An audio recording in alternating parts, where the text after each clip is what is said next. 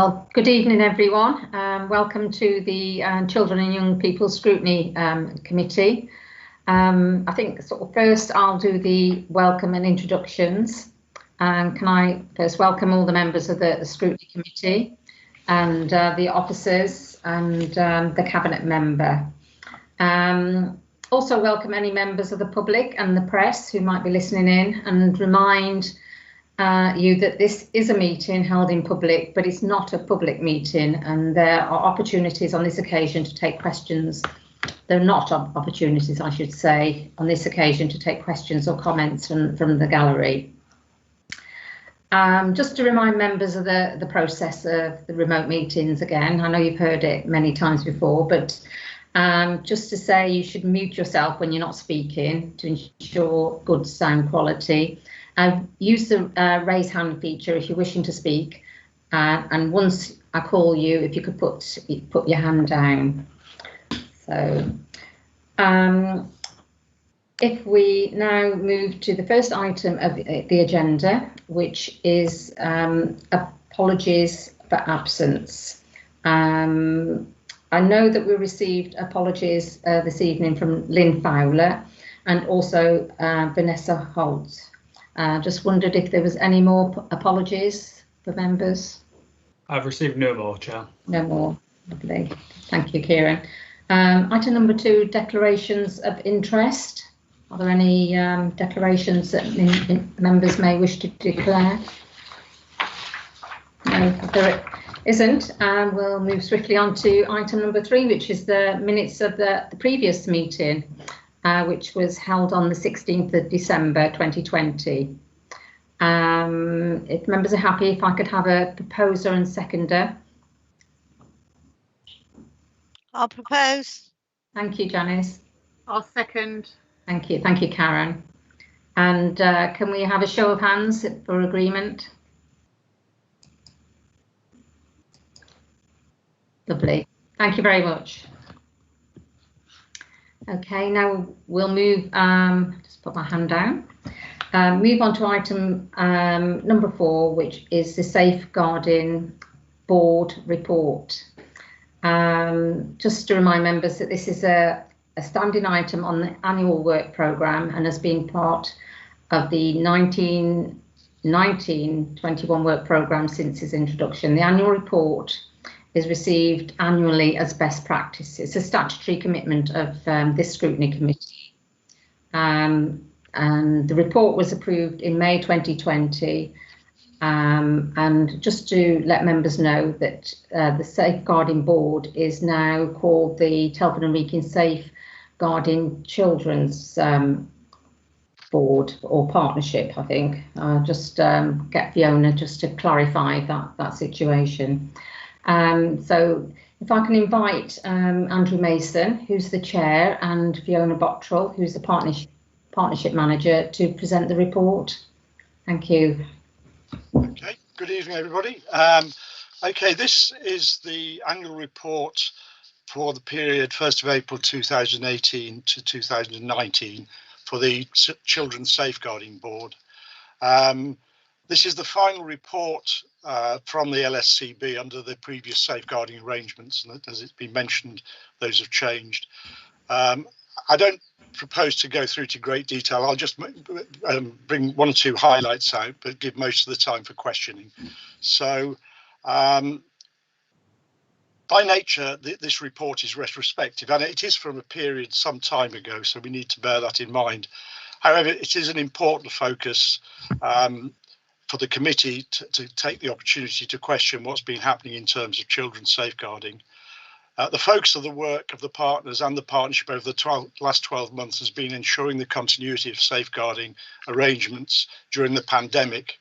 And that, I think, is one of the reasons why we haven't got round to talking about this until this relatively late stage.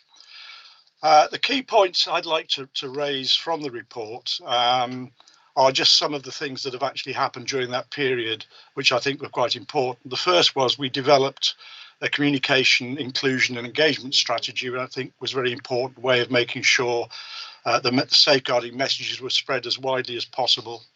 We also developed, and it doesn't sound very exciting, and implemented a West Midlands regional safeguarding policy and procedures approach. What this meant was we now have consistent procedures across the West Midlands, which means that partners like the police, who have to get involved in a range of different safeguarding areas, now have more consistency, and it's been very useful in reducing their workload and their need to have different approaches with different boards. One of the priorities of the board during this period was neglect, and we undertook a multi-agency case file audit into neglect, and we found a number of recommendations there about how we managed cases, how we escalated, how we supported parents, record keeping and training, and those were disseminated and implemented. Something I'm particularly proud of, and I think we all are, we further supported the development of children's safeguarding boards, now in more than 2/3 of Telford schools. This is a nationally recognised initiative which allows us to not only hear the voice of the child, but allow children to be involved in safeguarding themselves. And it's been particularly effective in retaining a child-centred approach and a child-led approach to safeguarding. Another educational improvement I think we saw during the year was we extended our work with designated safeguarding leads within schools to include designated safeguarding governors, and they have a key role to play in supporting safeguarding activities within schools. We organised a very well attended CSE Awareness Day, and tomorrow is a CSE Awareness Day. Unfortunately, because of the pandemic, we can't hold an event, which we held during this period, but there are a lot of activities going on tomorrow which recognise CSE Awareness Day. We've also, I think, a lot of, you'll see in the report, if you look particularly through the contributions from the partners, a lot of work went on during that year in raising awareness of CSE and training people to understand CSE and to report it. And if you look through, you'll see not only the local authority, police, education and health were quite heavily involved in that. You'll also notice that during the year, the CSE subgroup changed to child exploitation. And this was a recognition that the nature of the exploitation of children changes, and you'll all be aware of the fact that we had an increasing prevalence of county lines, children being exploited to sell drugs on behalf of out-of-town drug dealers. And it was a recognition of this that we recognise that although CSE will continue to be a key part of what we look at, children are often exploited in multiple ways. And it's important not to have a silo approach, to look at children in the whole and see the exploitation they're suffering. And it could be multiple exploitation. So that was a move which I think was welcomed by all of the members of the partnership. I think it was also a year where early help became more of a focus, in recognition that the more that we can do in the early stages of families and children getting into problems, the better we can reduce the amount of time we have to spend on people in complex circumstances. And that initiative has led on to something, unfortunately, I will strain to what's happening now, into the adoption of family safeguarding, which is very much an effort to ensure that we have a multi-agency and multi-specialist approach to safeguarding at an early stage, again, in order to reduce the incidence of more serious and complex problems further down the track. As I said earlier, you'll be aware that following this year, the legislation basically abolished the safeguarding board and in its place put in place a safeguarding partnership. The key aspect of that was to make sure all three core partners, local authority, police and health, took equal responsibility for safeguarding, and perhaps more important, took equal responsibility for funding it, because historically safeguarding tended to be funded primarily by the local authority.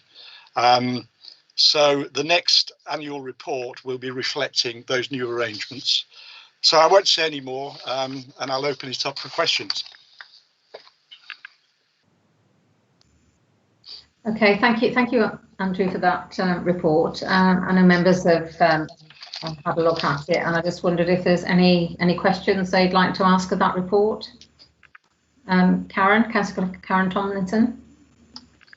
Yeah, sorry, just trying to put my hand back down again. I know, sorry, I'm working on a split screen, so I'm just having to move my mouse back and forth. It's just driving me nuts. So yeah, I noticed that the lay member representative stepped down. Do we have other lay members at all? Well, they stepped down, and in this year we tried to find other lay members. We were unsuccessful, but then we decided that we needed to wait for what the new Working Together said. And actually, I think it's a retrograde step. There was no longer a requirement for lay membership under the safeguarding partnership arrangements. So unfortunately, we haven't got lay members because it's no longer required by the legislation. I think it's crucially important we find ways of engaging with people outside the normal suspects officers, and I think the engagement policy I mentioned is something that we've implemented, which works very hard to include the voice of people from outside the closed network. But sadly, yes, we no longer have lay members. Okay, thank you. Yeah, I think it's if I can just come back on that, I do think it's important that we do, but if it's not legislative, can't say the word. If it's not law, it's not the law. Not the law. Thank you. Might shorten it, yes. Then I think it's a bit sad really, because I do feel that there's a lot of people that have a lot to bring that, as you said, not are the usual suspects. So I do think it's a bit sad really. But and the other thing is well, I was just thinking about the lax. I mean, at the moment, I think we're quite high in our lax at the moment. Yeah. I mean, I remember years ago, and I think Jane, if you remember rightly, we used to get absolutely horrified if it went over 90. Yeah. And now we're a lot higher than it says in the report, and I just wondered how things were getting on. Is this something to do with the pandemic? Is there have you got any evidence to show that it could be something to do with that at all? I don't think that we can show evidence that the pandemic has worked through yet to an increase in black figures.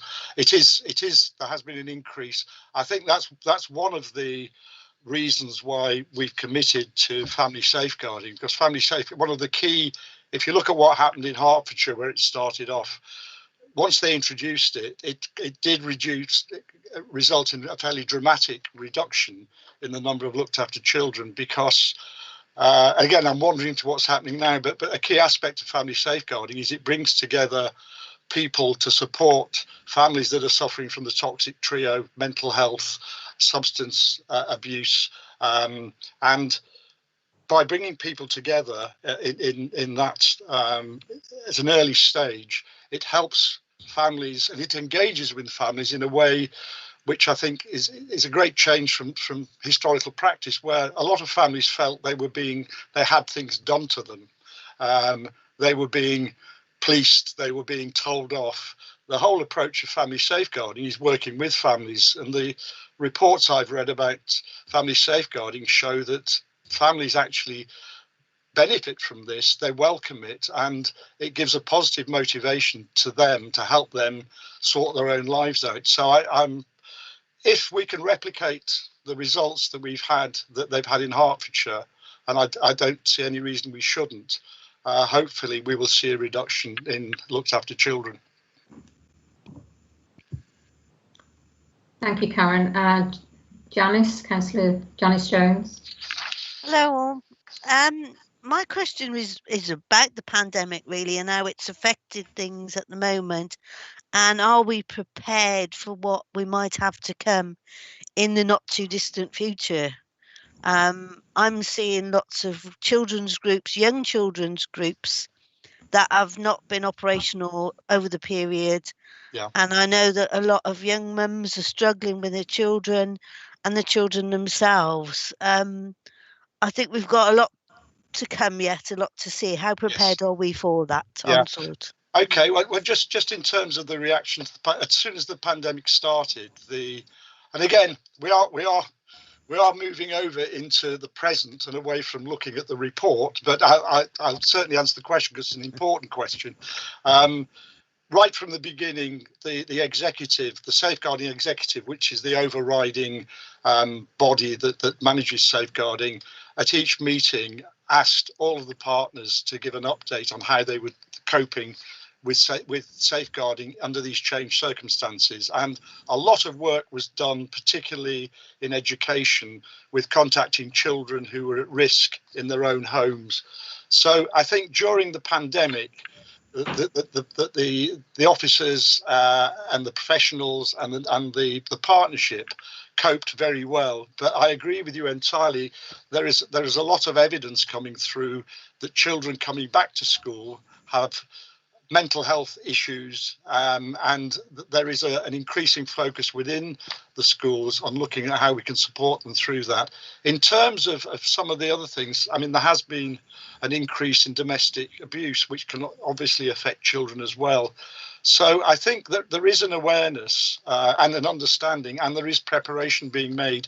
But as you quite rightly said, Janice, we don't actually know how it's going to manifest itself and how it's going to come through. But I know schools, my daughter teaches in Telford, have done a lot of work in preparing to counsel children when they come back in to understand the things that may have happened to them when they've been out of school.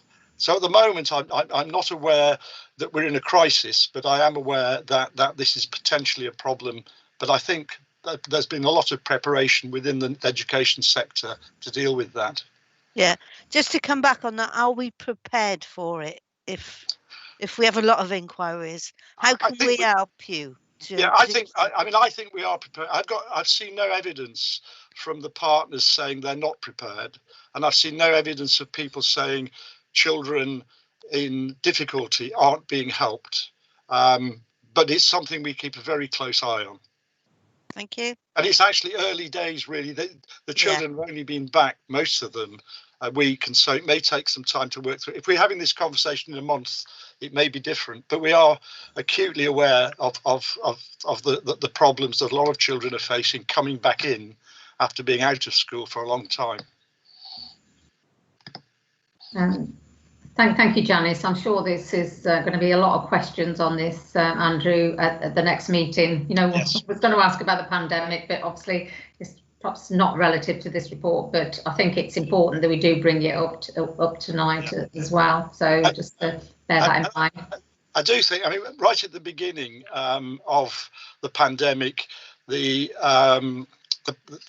partnership executive asked me to do a deep dive into the preparedness of schools. So I spent quite a long time having meetings like this with people, and I was really reassured at the work teachers and people within schools were doing. You know, and I've been incredibly impressed by the fact that, I mean, this is, again, my daughter told me she was spending days in school teaching people in front of her while at the same time teaching people remotely.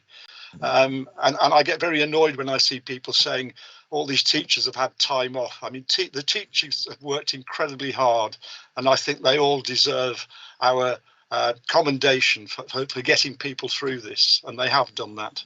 And I think they do now face a new challenge. Can I just say I've got a teacher as well who's in that exact same situation? Yes. Yeah, I think we've all got daughters who are teachers. My daughter's in the same position as yours, Andrew, so I can fully understand. Yeah. Jane, you've got your hand up, Councillor Jane Greenaway. Yeah. Thank you. Yeah, does that come on? Oh, hand should have gone down, but it's not showing. Yeah, it's still up. Never mind. There we are. I'll just better do that. Yeah, thank you. I think some of mine are actually statements, I think, for us as a scrutiny. I mean, obviously, a lot of that report was based on the figures from 2017. So are we, I think, as a scrutiny, that's sort of an open question, really, a risk of becoming out of touch with the reality of now? Obviously, I know things have moved on dramatically, but a lot of the figures are based on what was of 2017. And I just, the other thing that I wanted to pick up on mainly was that there were, I think the last review that we saw for 17-18, there was a little bit more detail in there about the children in care headlines. Yeah. So we haven't seen that in this report as much. So the foster care placement numbers, adoption, residencies, but likewise, and this brings me back onto the scrutiny of where we need to be with understanding, I think. And I know we've got to catch up as well. The figures, so identifying perhaps the improvements or the increases, such as the neglect that you talk about, the CE, domestic violence and female genitalia mutilation, which is obviously, I know that's come up before in the report. So I think for us, so it's not so much a question for you, Andrew, but certainly for us that we have spoken some time about the performance dashboards that we don't tend to see as a scrutiny, but at least we'd be a little bit more familiar of actually where we are. I know it's only figures, but it gives us an idea, so that's mainly what I would say. And I just wondered if there'd been any more up to date attendance figures for the representation, because again, we've got the NHS reps that is zero attendance at the meetings. Well, that zero attendance, I knew somebody was going to ask that. Yes. So the answer to that is that Heather, who was the Deputy Director of Education, at that time, both Clive and Joe Britton attended that meeting, and it was agreed that Joe would attend on behalf of Heather, and there would be a reciprocal agreement on the corporate parenting meeting. So basically, it was an agreement that Heather didn't have to attend that because Joe was representing her, and vice versa on corporate parenting. So I'm glad you asked that, because now I've got the answer. I feel somehow vindicated. Oh, thank you very much. No, it's clearly something that we're interested in, because when we see 100% attendance at the meetings, there's a highlighted interest. I think we feel the same ourselves. So that's an interest, and the rest obviously is for us as a scrutiny to, I suppose, discuss how we look at those in more detail, because I know that you get the figures in detail at the safeguarding board, but of course we haven't seen that. So and the other zero one is NHS local area representative. The NHS have said they won't routinely attend, but they will attend whenever we ask them to do. So that is the regional NHS rep. So we didn't have any cause for them to attend. I mean, we will be publishing the 2019-20 report, hopefully to the executive in April. So soon after April, we will be getting more up to date. In fact, Fiona and I were talking about this morning, we do routinely monitor attendance. And I have to say, we have a very good partnership here. People are very committed. And because we were saying, well, have we ever had to censure somebody for not attending? And we haven't. So, I mean, I think, although it's something we keep an eye on, the people who commit to getting involved in safeguarding subgroups generally are committed and turn up. Yeah. Okay. Thank you. Thank you. Yeah. Thank you, Jane. I don't know, Fiona, if you want to sort of elaborate, because obviously that report has come through sort of late, if you like, but I think it was only signed off in May 2020, and I think just for clarification for members here tonight, really, just to understand that. Yeah. In fact, apologies really that the report that's come to you does say May 2020 on it. It actually wasn't approved by the Safeguarding Partnership Executive until the December meeting, and I think that delay was caused by the pandemic, which again explains why it is it does seem very late coming to the committee, given that it's reporting on the 2018-19 period. And just to reassure exactly what Andrew said about the the 2019-20 report will be going to the executive in April, so that will be available. And the annual reports are published on the Safeguarding Partnership website, so they are available at any time for anybody to see on the website there. The only other point that I did note, just that I wanted to come back on when Andrew was talking about, I think it was in response to the question from Councillor Jones about the impact of the pandemic on children. Andrew talked about the work that schools have done to support children. I think one thing that the executive did recognise is the support across early years as well, which I think is worth mentioning. Yeah. You know, I think sometimes people talk about schools thinking that's the sort of a catch-all for any of the, you know, services that work with children and young people.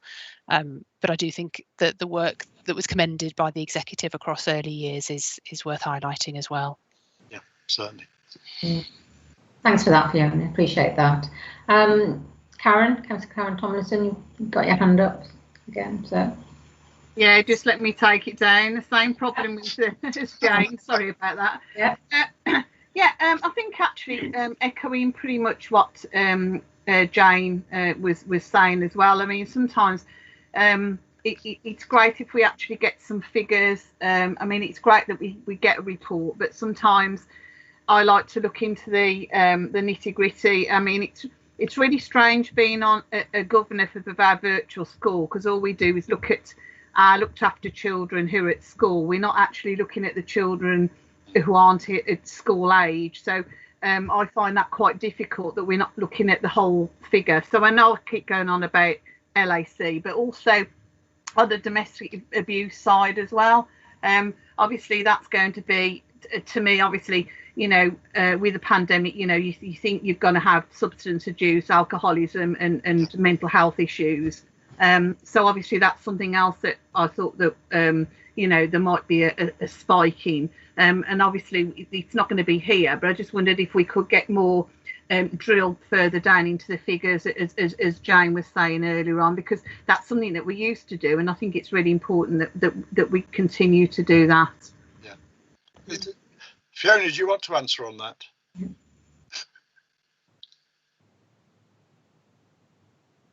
Yeah. I think just on the point of domestic abuse, I think the information that's come to the Safeguarding Partnership is that perhaps while there's been locally, there's been an increase in contact with domestic abuse services, actually the services and the across the services haven't seen an increase in demand for domestic abuse services. So locally, the picture does seem to be so far a bit different from the national picture that's reported in the press.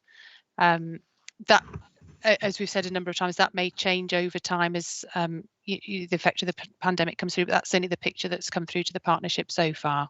Yeah, and I think it's fair to say on domestic abuse, and again, we need to recognise the distinction between domestic abuse in a family without children and one with children, but generally on domestic abuse, it does take a long time for the person who's being abused to actually report it. I think the figure was 20 instances of abuse before it's reported. So if there has been a spike in increase in domestic abuse during the pandemic, it may be sometime after the pandemic that we start to see that coming through in increased figures. But again, talking about we've been talking about how we deal with domestic abuse, and we recognise that although domestic abuse traditionally has been focused on adults, we need to be a lot more aware and a lot more responsive to the effects it has on children within families. And there's quite a lot of work. I mean, there was work starting in this year that we're talking about on that, but there's further work being done on that. Because we all know those adverse childhood experiences that come around from living in a family where domestic abuse is going on can be very detrimental in the long term.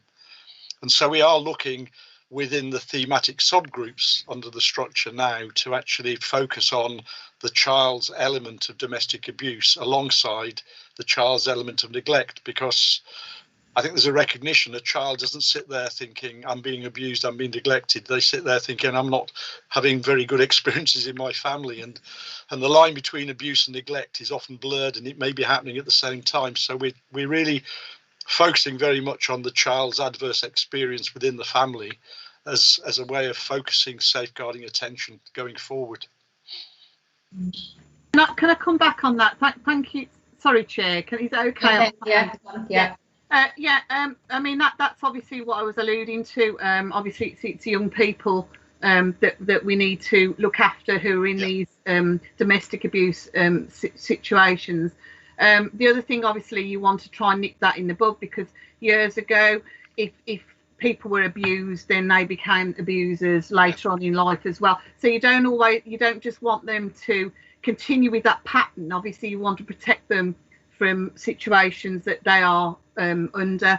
The other thing I wanted to ask is, we found a spike in the actual justice system with our youth, because a lot of people have had time on the hands, and I was just wondering how the situation was within that area as well. To be honest, I don't know. I don't have an up-to-date figure on that. And again, I'm not trying to divert attention from these very important issues, but we're actually reviewing the situation now. I think historically there wasn't, and I think, it does strike me there's a lot of questions here that maybe you as a scrutiny committee need to say we actually need to have a session in future which focuses on the here and now, and the data and the rest of it, rather than deal with it in a statutory session like this. I'm quite happy to answer any questions, but I don't have that sort of information because I wasn't prepared to discuss the current situation in the judicial system. Anecdotally, I hear there's a lot of delays in actually getting to the courts. So it's very difficult in a pandemic to see what's happening, because a lot of cases aren't going to court. Yeah, thank you, Andrew. Actually, someone's just put a message on. I think that's a really good idea, and I was just about to say that, actually, because sometimes we're looking back on something, but we're talking now and ahead, aren't we, as well? So I think, although it is a sort of statutory duty for us to look at the report tonight, I just think it would be really useful in the future to have a meeting with yourself to ask these types of questions, because they're all I think they're sort of relative, because for instance on the neglect side, I'm just looking at saying in Telford we maintain a specialist department which investigates and report on child neglect. Then it goes on to say, during this time period, a number of significant investigations have resulted in suspects being charged and now awaiting trial.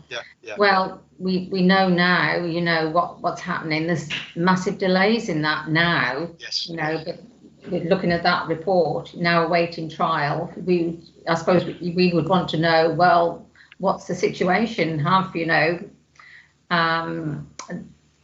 they been taken to trial? Have the suspects been taken? They've been charged, but have those sort of trials taken place? I think is really important.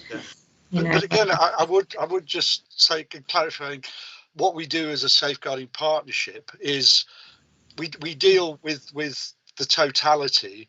We rather apart from serious case reviews, we strenuously avoid getting involved in looking at individual cases. So that particular partner felt they wanted to mention that in their report. As a safeguarding partnership, we want to make sure, first of all, that the systems are in place to protect children, and secondly, that they work well.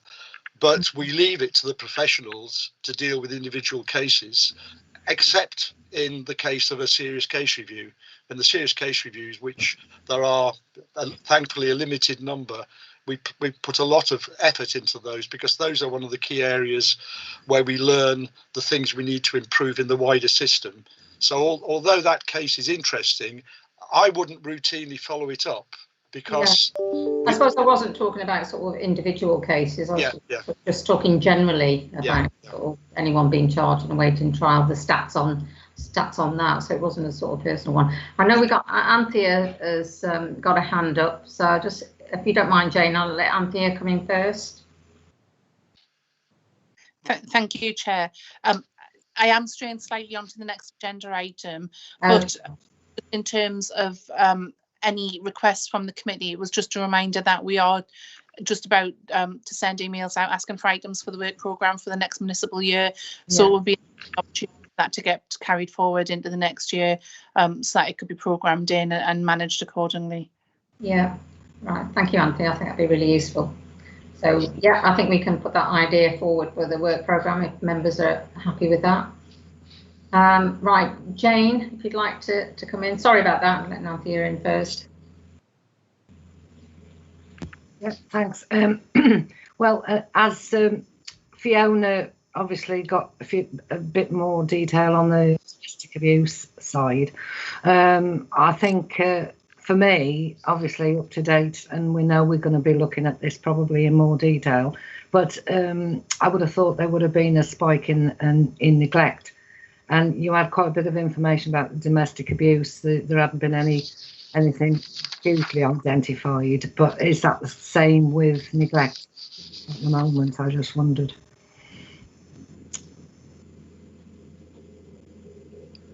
I must say, to answer your question, Councillor Greenway, I don't have the figures for neglect No. in front of me, so I can't report on those at the moment. Okay. And I think it's interesting at the exec, right from the beginning of the pandemic, we looked at the references into Family Connect, and all the way through the beginning of the pandemic, they were significantly lower than they were at a previous time, at the same time the previous year. So the first effect of the pandemic, I think, was that either people weren't as abusive as they were prior to it for whatever reason, or because of the restricted nature, they weren't reporting. So, for example, domestic abuse is often only reported when the abused person gets the chance to talk to somebody else outside the family. And you know, the famous example is hairdressers are often a very good source of identifying domestic abuse, because in controlling relationships, often the only time the wife is allowed out, the partner is allowed out, is to go get their haircut. So there is a feeling that there's a whole load of opportunities to identify abuse, neglect, whatever, which are no longer there. So it's very difficult in the pandemic to actually understand what's going on. And I think our focus in safeguarding terms was to do the best we can to make sure the partners were reacting positively and creatively to the new circumstances and dealing as effectively as we can with the cases that came through. But I think it's very difficult to and it may take us some time to understand what actually went on or is going on, because it is so unusual a circumstance that we're all living in. It is, and it's thrown up something else, hasn't it, that maybe the neglect, like you said, with the domestic abuse is highlighted because of the contact that they have with others, and also the children's neglect, for instance, is often seen through contact with schools, which they didn't have initially. So that's probably something that's going to be of interest to us as we move forward with this, possibly. Thank you. Yeah, I think some good points there, actually, Jane. Concepta? Thank you. Well, I'd like to know what we're doing in terms of confidence building, because the stats trouble me more than anything.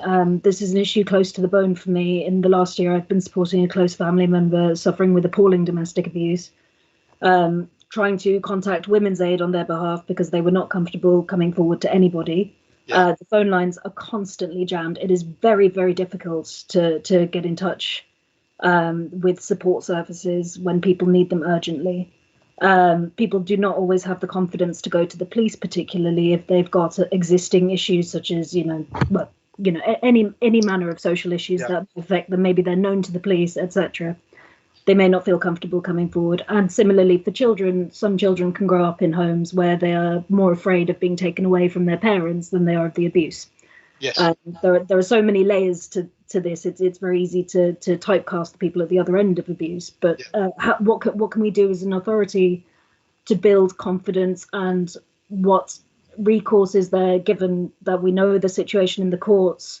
If it's taken years for cases to come forward, that is an awful lot of time for an abuser to exert pressure on somebody who is at the other side of this. Are there ways that we can create safety? Are there ways that we can foster confidence for the most vulnerable in our communities to help them? I don't know. That's an open question for you, I suppose. Thank you. Okay. Well, I mean, in terms of the here and now, I mean, I think all of the social workers are aware of the challenges. They're acutely aware of the challenges of people being reluctant to come forward, reluctant to talk about it. And again, I'm not suggesting that family safeguarding is the answer to all our problems, but a core aspect of family safeguarding is something called motivational interviewing, which is about actually not treating. It's conversations with the family which don't start from the premise that you're bad and we're going to punish you. They start from the premise we want to raise your confidence in order for you to work with us to improve what's going on. And there is a lot of evidence. I've just read 2 reports on the models to show that it does work. But I think we're not going to be launching that till June. So in the interim, you know, I'm not being defeatist about it, but it is a fundamental challenge of social work that a lot of people who are being abused are they don't really understand that they are being abused, and even if they do, they're reluctant to come forward because they don't want the abuser to be punished, and that is a challenge we all face. And I do think family safeguarding will give us a better ability to actually engage positively with people. What it also will do, it'll allow us to work with perpetrators who don't meet the legal requirement. So they're below the legal threshold where they're going to be taken to court. And that traditionally has been one of the biggest problems. You have repeat. At low level is the wrong expression to use. It's below the legal requirement perpetrators who perpetrate and repeat abuse, because then we haven't been able to engage with them. Family safeguarding, a key plank of it, is to engage with those perpetrators and help them to see the error of their ways and to turn themselves around. And again, the evidence is it does work. And you know, TELF has been very fortunate to get the funding to do this, and they've done it because of a complete commitment to making it work. And everyone I've spoken to is absolutely committed. So it's not solving today's problem, Concepta, but it is, I think, it gives me hope that we've got a way to start raising people's confidence. And in the end, unless you can get people to recognise that we can help them to stop abusing, we're just going to end up constantly punishing people, and we're not going to get any further. So to me, it is a very positive step forward for Telford and Wrekin. Thank you. I appreciate that you're working in a situation where there have been intense budget cuts and the resourcing is appalling. I suppose I just wanted to understand what kind of safety we might be able to provide to somebody, for instance, who isn't getting through to Women's Aid, who's tried a few times, who isn't feeling listened to. You know, is there a mechanism by which they can be given temporary safety? Is there, given that refugees aren't responding, that kind of thing? Yeah. Well, I mean, the normal referral, if there's a referral through to Family Connect, if they contacted Family Connect, I mean, I know people who work in that field, and they are working very hard, but there is capacity. And so, you know, if there are individual cases where people aren't getting through, I think, you know, the first thing to do is to find out who they've spoken to, because unfortunately people don't know the best route to get support. And so if you go and knock on the front door, and there may be a referral route in, so it will be to understand what the obstacles are and then look at our front door, because if our front door isn't dealing with it, we can deal with that, but we can't deal with instances where they access or try and access services and we aren't aware of it. So, you know, if on an individual basis, if you know somebody who's having that difficulty, you know, maybe a call to Family Connect and say, you know, I'm being abused. What can you do to help me? And my experience is that Family Connect is, once they've had that contact, they help them. They don't let them go. They deal with them, and they deal with them hopefully until they've got a solution. Thank you. Okay, thank you, Concepta. Just wondered if there was any more questions on the report. I know there's another report coming out shortly, and we're looking perhaps to call you back again, Andrew. Yeah, so it's been a very interesting experience and very thought-provoking questions. Yeah, I think although we have touched a bit on that report, I think we've looked at the wider view. From the pandemic side, I think it's just made us all think about things a little bit more. So I think it would be good to have you back. Yeah. Just one final point on the pandemic. I mean, again, I'm a very positive person. One thing the pandemic has done, it has allowed us to do this, and it's actually created some really innovative approaches to doing things which are more cost effective, which are more accessible to people. And so one of the things as a safeguarding partnership we're committed to doing, it's one of our priorities, is to look at all the good things that have happened in using technology and see how we can apply those going forward so we don't lose them. Because actually, it's a far more efficient way of doing things in many cases. And I mean, this is the adult world. In the adult world, handing out Kindles and allowing people to use those has been a real step forward. So I think one of our priorities for the Safeguarding Partnership going forward is to look at how we can improve safeguarding performance by using technology. And that is a benefit from the pandemic. There aren't many. Yeah, that's good to hear. Thank you, Andrew. Yeah. Just wondered if there was any more questions. I can't see anyone who's got their hand up at the moment. So Andrew, Fiona, I'd just like to thank you both very much for coming along this evening. It's been really enlightening. Thanks for the report. Obviously, there's another one coming out shortly. Hopefully, we'll catch up with you again if we're looking at putting it into the work programme again for a catch up. That would be good. But thank you very much anyway for coming along. Thank you. I look forward to seeing you all again. Yeah. Cheers. Thank you. Thank you. Bye now. Bye. Bye.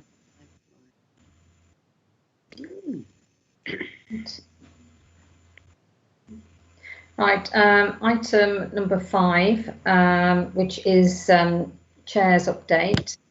I'll just be sort of fairly brief on this. Members will know that we've set up a school streets working group, and there was a lot of interest from members in wanting to be on that working group, which is great. It's going to be an interesting piece of work.